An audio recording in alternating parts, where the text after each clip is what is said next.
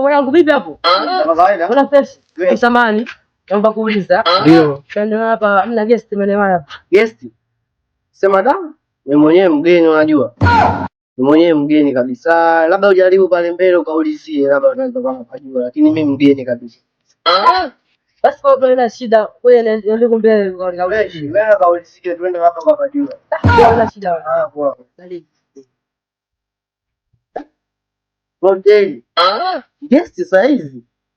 Yako hii dunia imeisha. Yaani ajua lote ile mtu anatafuta guest. Yaani kwanza kashanitoa kwenye ngumi. Yaani ondokezani.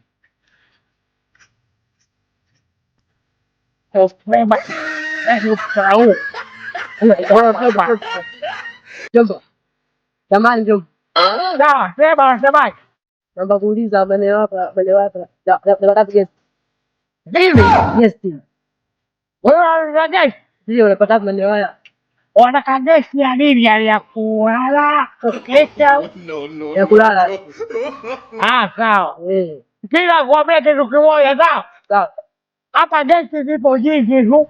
Ndio. Atategemea kwamba wewe unataka ya shilingi ngapi?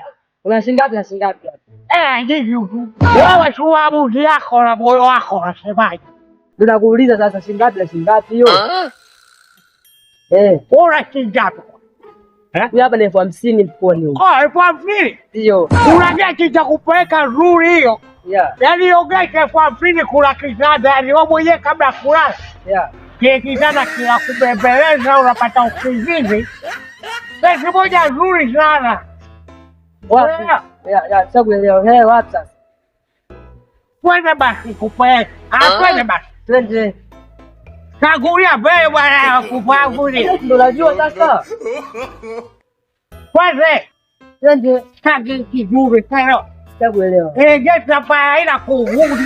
Haina matatizo yote sawa? Sawa nielewa. Umeelewa nini? Umeelewa nini? Ni sawa mzuri yote. Ndio. Sasa kile pale. Umeelewa ile pale. Kabisa. Basi sawa nimekuelewa. Ngoja mimi niende wapi? Nitakushukuru. Kumbe. Wewe sikiza kwa nini? Nige chako. Wewe unige changu mimi sitakupeleka na watu. Hivi ndio mjomba. Nimekuuliza tu kwani au sina nini? Kila. Nimepoteza muda wangu sawa? Ni gani tena mjomba wewe? Udalali. Udalali.